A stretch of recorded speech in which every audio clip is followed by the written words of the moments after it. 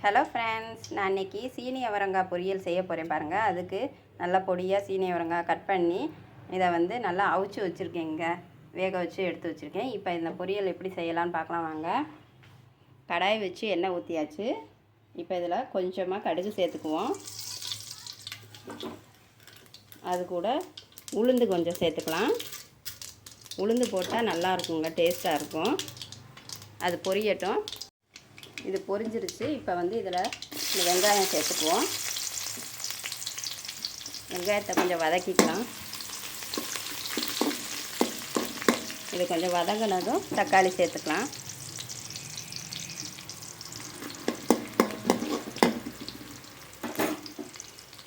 இப்போ இதில் இந்த தக்காளியை கொஞ்சம் சேர்த்துக்குவோம். ஒரு தக்காளி கட் பண்ணி வச்சுருக்கேன், அதை அதில் சேர்த்துக்கிறேன். கருவேப்பிலையும் இதில் சேர்த்துக்கலாம். இந்த தக்காளி கொஞ்சம் நல்லா வதங்கட்டும். இது கூட 3 காஞ்ச மிளகாய் எடுத்து வச்சுருக்கேன், அதையும் இதில் சேர்த்துக்கிறேன். காரத்துக்கு இந்த காஞ்ச மிளகாய் தாங்க. இப்போது தக்காளி எல்லாம் நல்லா மசிஞ்சிருச்சு. இப்போ இதில் இந்த சீனி அவரங்காயை சேர்த்துக்குவோம்.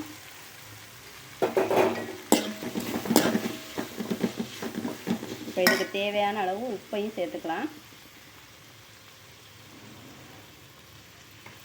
இதை கொஞ்சம் ஒரு 5 நிமிஷம் நல்லா வதக்கணும். அப்போ தான் இந்த உப்பெல்லாம் நல்லா சேரும். இதுக்கு லைட்டாக இப்போ மஞ்சத்தூள் போட்டுக்குவோம். இதுக்கு ஒரு 1/4 ஸ்பூன் மஞ்சத்தூள் போட்டுக்கிறேன். அது கூட ஒரு 1/2 ஸ்பூன் மிளகாத்தூள், ஒரு கலர்ஃபுல்லாக இருக்கும், அதுக்காக போட்டுக்கிறேன். இப்போ இது எல்லாத்தையும் சேர்த்து நல்லா ஒரு 10 நிமிஷம் இதை வதக்கிட்டு 10 நிமிஷம் வேக விடணுங்க. அந்த உப்பு காரம் எல்லாம் இது கூட நல்லா சேரணும். அதுக்காக ஒரு 10 நிமிஷம் ஆகட்டும். இதெல்லாம் நல்லா வதங்கிடுச்சு பாருங்கள். இப்போ இது கூட தேங்காய் சேர்த்துக்குவோம்.